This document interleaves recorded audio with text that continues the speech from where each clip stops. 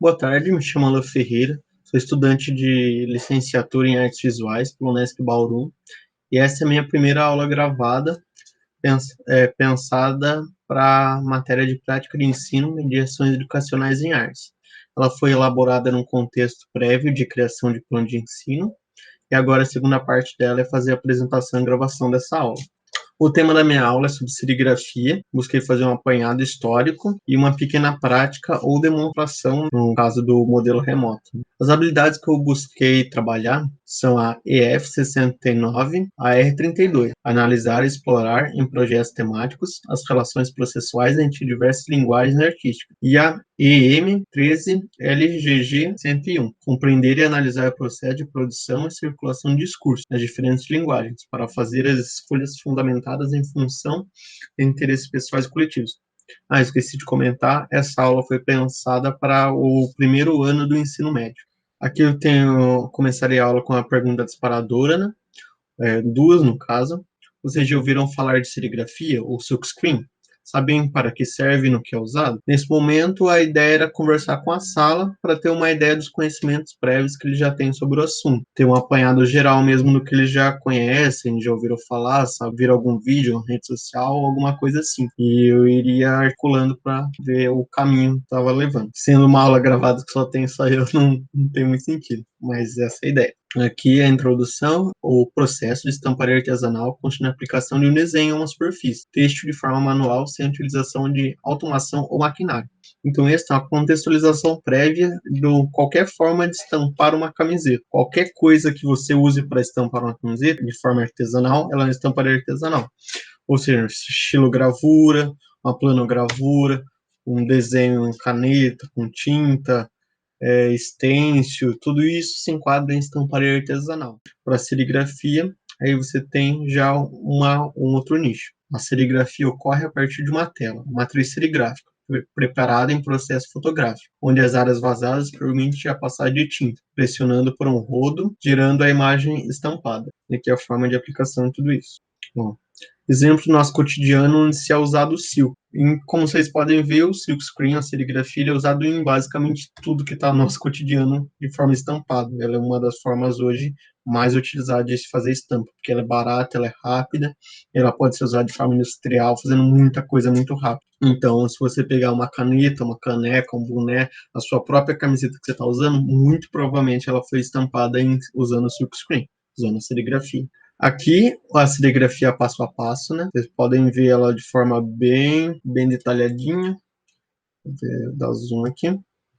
Como ela começa? A prática, né? Os materiais básicos para se fazer é a tela, né? Que é a matriz serigráfica já emulsionada com o desenho, o rodo e a tinta. Claro, o substrato onde você vai estampar.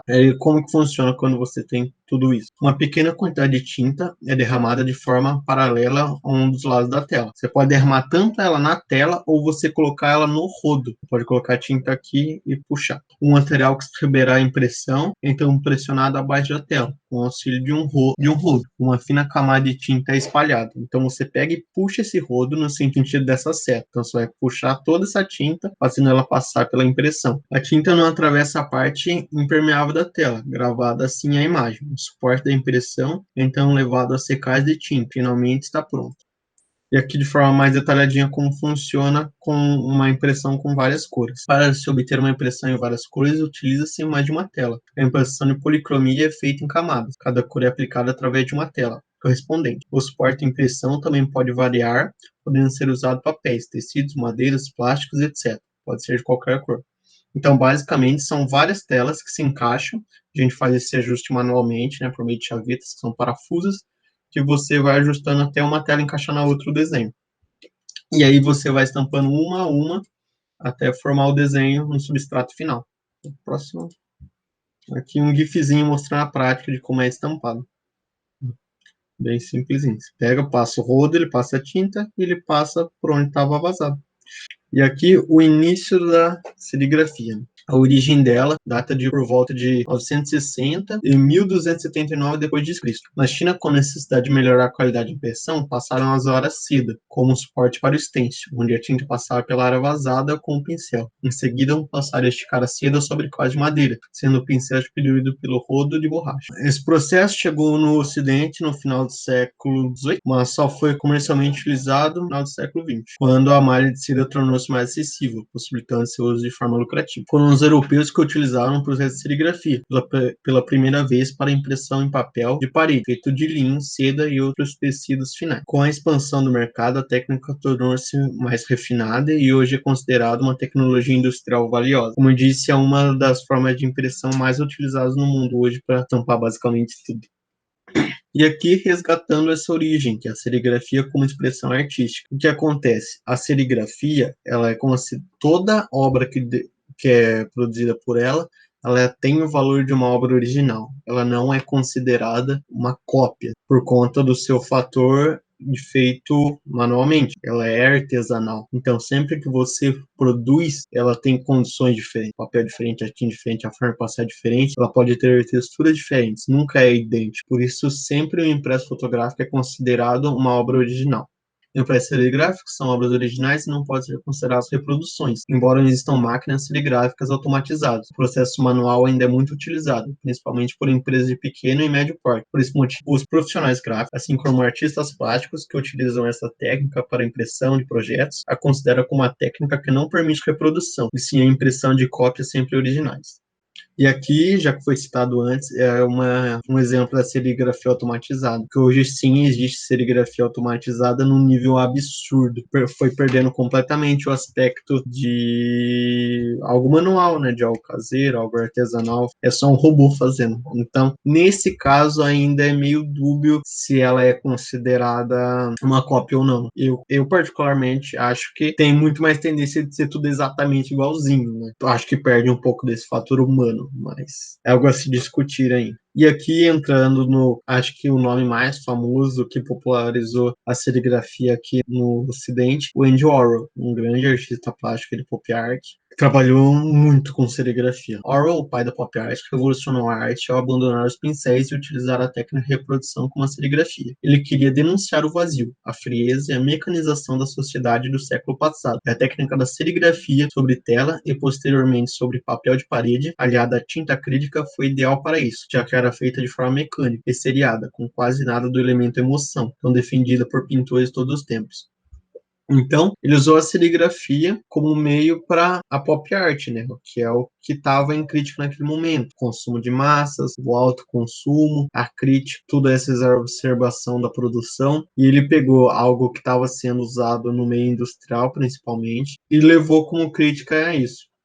Aqui, várias fotos dele no ateliê dele. Como vocês podem ver, ele fazia obras realmente gigantes com serigrafia, telas enormes, rodos muito grandes. Então, você pode ver os quadros lá atrás, tá tudo bem grande, bem impactante, né, pra época. E aqui algumas das obras. Acho que aqui a mais famosa, né, que é a Sopa Campbell, de 1962, serigrafia acrílico sobre tela. As obras dele, ele sempre traz esse aspecto da repetição, de algo como sempre igualzinho, com a prateleira de supermercado, sabe? Vários produtos um do lado do outro iguaizinhos, sem diferença alguma. Era isso que ele trazia, ele buscava esse meio de produção em massa, esse Fordismo cansativo e incessante. Aqui, uma das mais famosas, que é a da Marilyn Monroe, de 1962, serigrafia acrílico sobre tela também. Isso ele fez, se eu não me engano, logo depois que ela morreu, né? Foi algo bem pesado para ela, porque ele já vinha com essa obra no meio daquela comoção toda que foi. E aqui no lado da esquerda, ele reproduz ela com a perfeição daquela musa pop do cinema, belíssima, toda perfeita, que a mídia popularizou. E aqui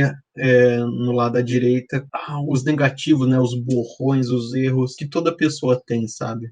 mas que é escondido pela mídia, não é algo perfeito, não é algo a ser mostrado na tela de cinema. Então foi uma crítica bem pesada, né, mostrar ela dessa forma, logo após a sua morte. E aqui é a hora de mão nas massas, que eu idealizei esse momento para ser uma oficina prática. Se tivesse no momento em sala de aula, eu levaria a tela, levaria tinta, espátula e tal, e bolaria uma estampa anteriormente e produziria com os alunos ali para eles verem a prática, como funciona, tal, ter essa experiência, que eu acho que é riquíssima e incomparável. Mas nesse momento do online, eu trouxe 2 vídeos que a gente produziu na coletiva de produções nossas, então eu vou parar de compartilhar aqui e compartilhar no Instagram.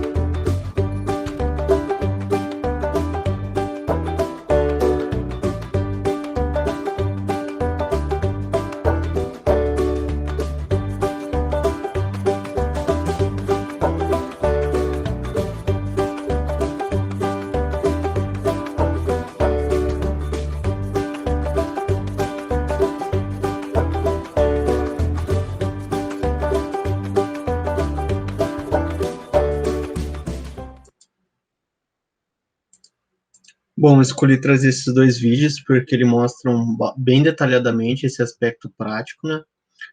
São 2 estampas bem detalhadinhas que a gente gostou bastante de fazer. Eles mostram toda. Acabou a apresentação. Eles mostram todo o processo, tanto das impressões, mostram lavar a tela, mostram trocar tinta, mostram das impressões detalhadas, né? Várias cores. E é basicamente isso, gente. É isso que eu tinha planejado. Muito obrigado pelo tempinho aí. Espero que tenha aproveitado, tenha aprendido, gostado e tudo tenha ficado claro. Tchau.